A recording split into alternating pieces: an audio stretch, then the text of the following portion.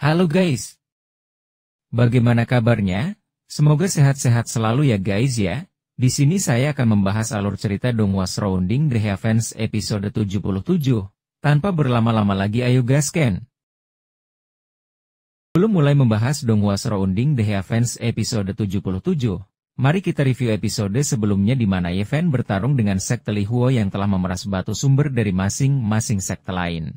Bersama Wang Shu, Lei Bo, dan Tu Fei si mulut besar, akhirnya Ye Fan berhasil mengalahkannya dan memurnikan segel Phoenix api ke dalam tungku ki segala sesuatu.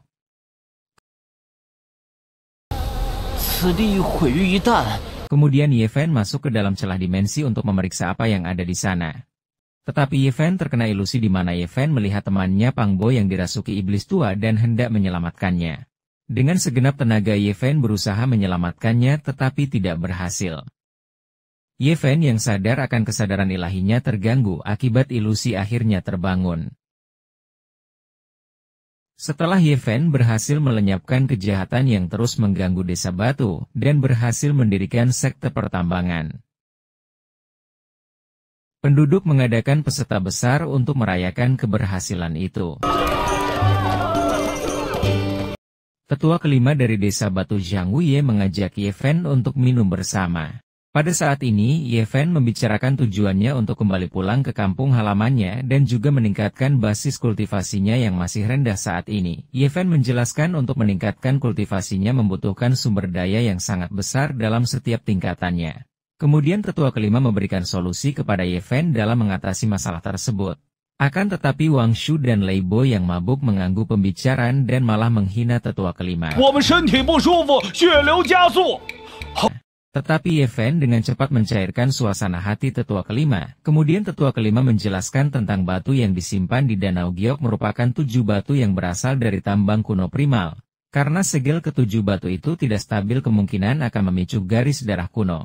Dari kesimpulan tetua kelima dalam beberapa hari Danau Giok akan pergi ke tambang kuno primal, sehingga itu bisa menjadi peluang untuk Ye Fan.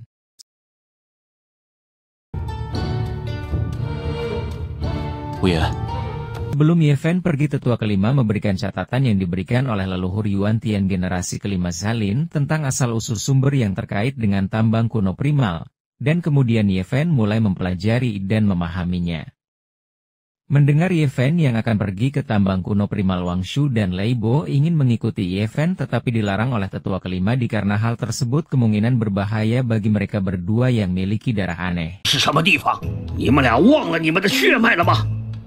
Tu Pei yang diam-diam mendengar pembicaraan mereka mulai melakukan pembicaraan dengan mulut besarnya dan menjelaskan bahwa dia pernah pergi ke tambang kuno primal.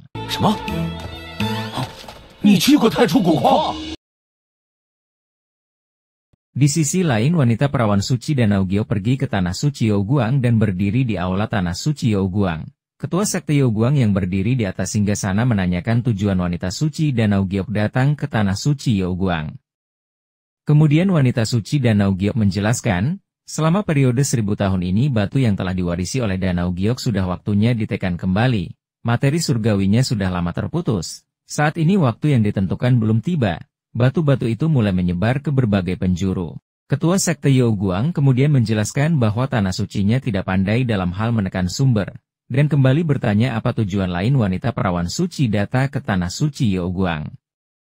Kemudian wanita suci Danau Giok membungkuk dan berkata ingin meminta bantuan Tanah Suci Youguang memasuki tambang kuno primal, untuk mengambil kulit batu dan memanfaatkannya. Ketua Sekte Tanah Suci bertanya jika wanita suci ingin pergi ke tambang kuno primal. Kenapa tidak meminta bantuan sekte atau keluarga kuno besar lain seperti keluarga Jiang untuk pergi ke tambang kuno primal?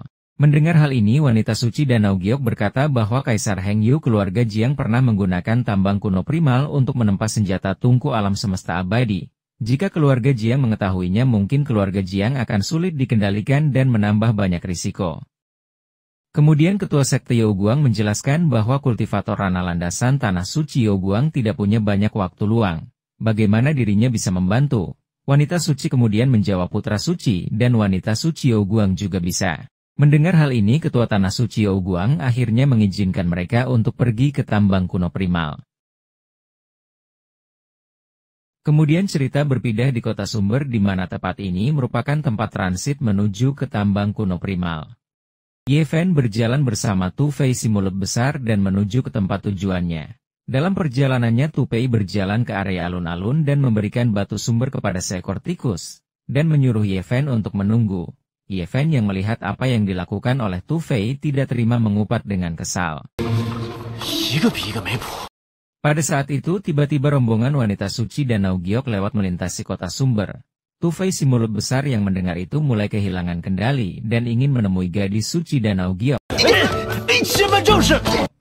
Ye Fan yang tidak ingin usahanya gagal kemudian memberikan Tu Fei rencana untuk dapat mendekati putri suci Danau Giok, di mana strategi tersebut, Ye Fan akan menyerang sebuah loceng dan akan menjatuhkannya tepat mengenai kereta yang ditumpangi gadis suci Danau Giok.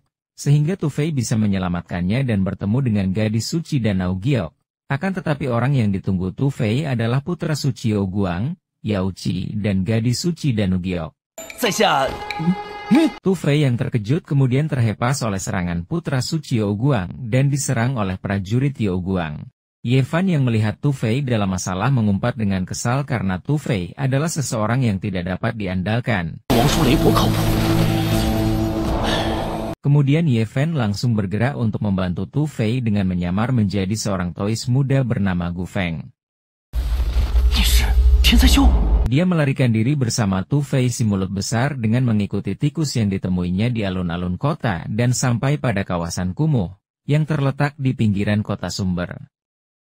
Dan berhasil lolos dari kejaran prajurit Yao Guang karena bau busuk yang ditimbulkan dari kawasan ini. Kemudian Ye Fan dan Tu Fei memasuki gua dan terjatuh ke dalam lorong.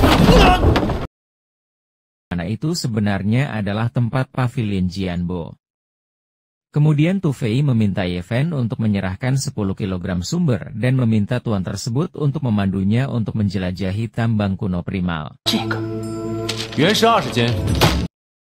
Dan ahli pisau tua tersebut menjelaskan bahwa 10 kg hanya bisa menarik satu ramalan yang dapat memberikan kesimpulan apakah dia bisa melakukan perjalanan ke tambang kuno primal, di mana hasil ramalan menunjukkan Ye Fan memiliki nasib yang saling bertentangan. Dan tanpa berlama-lama kemudian Ye Fan kembali memberikan 15 kg sumber.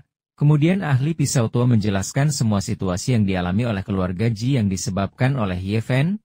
Tu Fei yang mendengar hal tersebut menjadi kesal dan mengajak Ye Fan untuk pergi tetapi Ye Fan memilih untuk tetap tinggal dan malah memeras Tu Fei dan mengambil sumber dayanya. Tu Fei yang tidak berdaya hanya bisa menangis.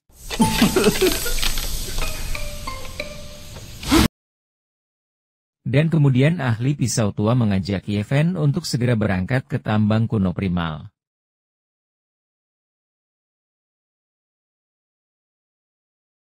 Oke guys.